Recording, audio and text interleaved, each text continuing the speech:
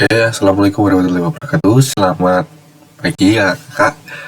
Berjumpa lagi dengan saya Muhammad Syukur Halim dari NIM 2555611 SV 25890. Kali ini saya akan menjelaskan mengenai Stack API dan juga JOG untuk pembahasan acara ke-7. Di sini kita akan langsung mulai saja pada slide pertama. Nah, kita mulai perkenalan dulu dengan streaming cloud native raster data di QGIS, karena kita pakainya itu QGIS ya karya. Nah, judulnya itu transformasi alur geospasial dari penggunaan lokal menuju komputasi awan atau cloud.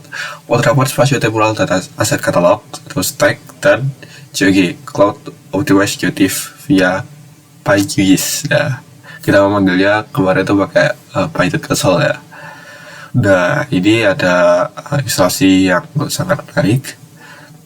Karena kita sebelumnya menggunakan raw local data, kita unduh dulu, kita berada menuju ke cloud native workflow. Jadi kita bekerjanya itu berdasarkan internet saja. Nah, era mengenai citra satelit bergiga-gigabyte itu sudah bisa kita tinggalkan, karena ini ada perbandingannya. Yang pertama, kalau kita menggunakan pendekatan tradisional atau pendekatan lokal yang perlu kita unduh dulu, itu tuh kita perlu hard disk dulu, karena ukurannya itu sangat besar sekali. Nah, dan juga karena ukurannya sangat besar sekali, waktu downloadnya itu juga lama, bahkan bisa berjam-jam jika internetnya tidak kencang. Nah, untuk bebannya ini, komputer itu akan memproses data secara full, karena data yang disediakan itu biasanya data berupa full, karena ya basicnya seperti itu. Nah, untuk pendekatan cloud native sendiri itu penyimpanannya itu 0, karena file itu tetap berada di cloud server. Jadi kita tuh cuma mengambil apa ya yang dibutuhkan itu saya streaming loh. Nanti akan dijelaskan lagi. Nah, untuk waktunya sendiri itu kan ini bergantung pada stabilitas internet, tapi secara umum tuh jauh lebih cepat, karena itu langsung bisa diaplikasikan di kanvas, peta, atau lembar kerja QGIS, bagaimana kita menyebutnya. Tidak perlu kita add data dan juga menunggu load lagi. Dan juga bebannya tadi itu, karena kita cuma membaca dan merender pixel yang sedang dilihat di layar, itu tidak membebani yang pendekatan tradisional atau lokal tadi. Nah, di sini ada dua pilar utama arsitektur spasial modern. Yang pertama ada JOG. Nah, untuk format data raster yang dioptimalkan untuk lingkungan web. Jadi ini WebGIS. Memungkinkan file meminta sebagian kecil dari file raksasa atau file secara utuh tanpa perlu baca seluruh isinya. Jadi dari klien sendiri itu tidak terbebani. Nah, selanjutnya itu ada stack API atau spatio-temporal asset catalog.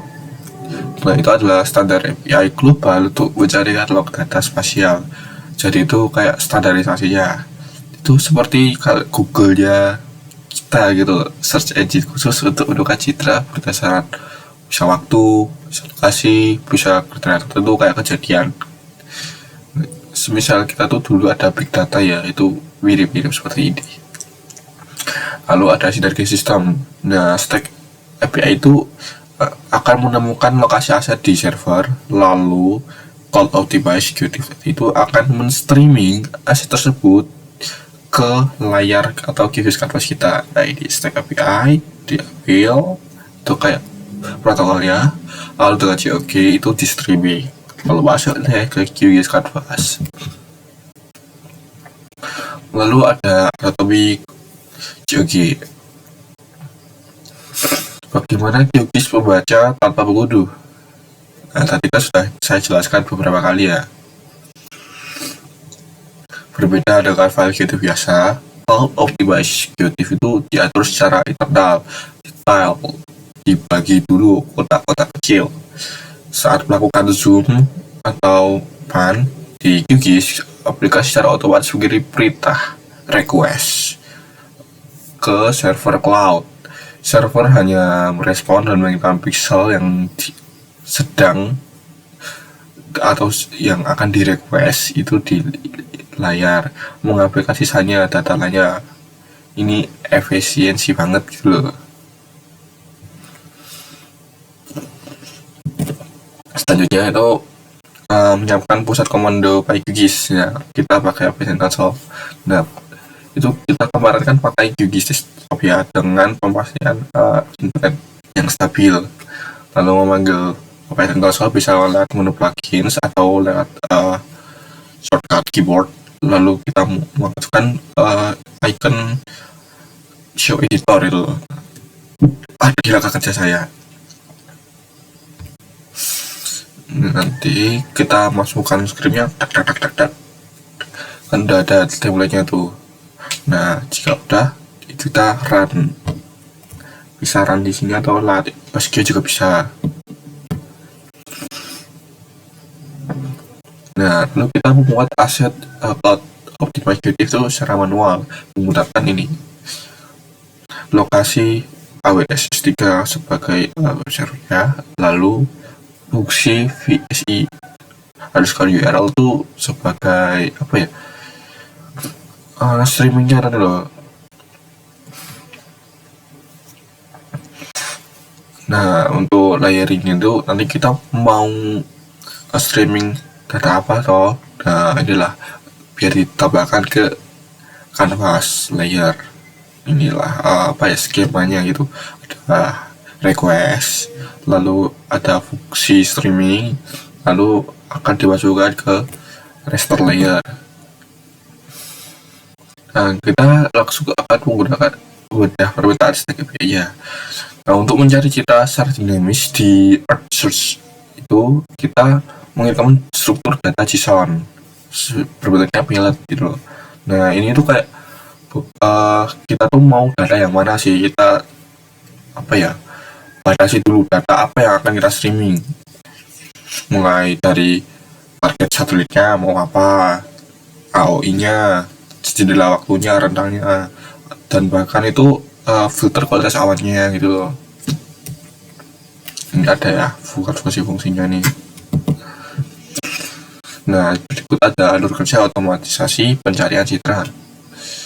Pertama ada konfigurasi seperti yang tadi, mau bagaimana kita nampilinnya, seperti apa tampilannya.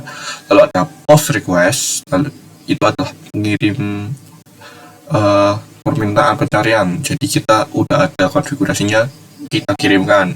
Lalu kita setelahnya itu ada extract. Jadi kita responnya itu mengambilnya di device kita tuh buat ini. Terus ada injeksi buat streaming itu tadi, VS Code tadi.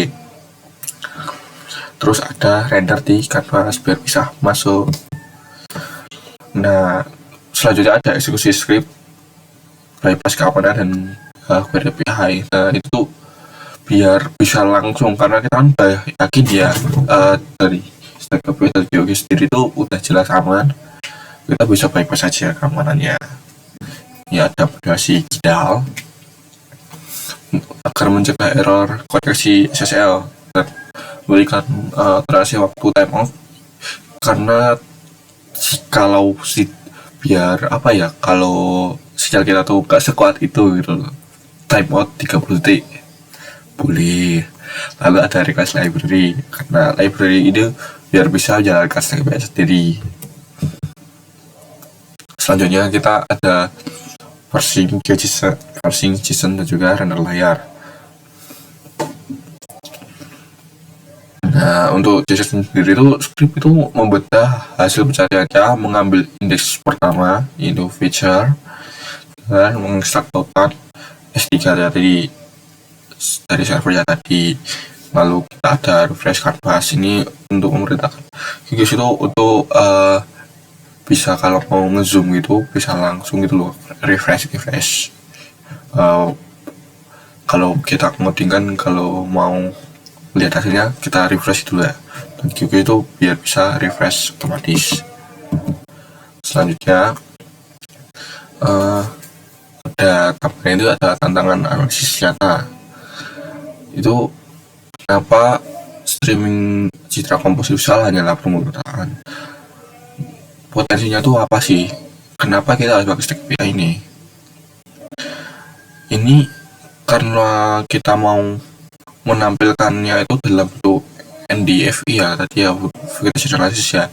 Kita tuh tadi itu bukan kami diminta untuk mengubah bandnya itu agar bisa menampilkan near dan juga band rate, agar nanti bisa dirasakan kalkulator dapat NDFI. Ya itu aja sih, ini ada sumbernya dari Cloud Optimize Executive dan juga kita ini tadi. Nah, mungkin itu sekian dari saya. Bila mana ada kurang lebihnya, saya mohon maaf. Wassalamualaikum warahmatullahi wabarakatuh.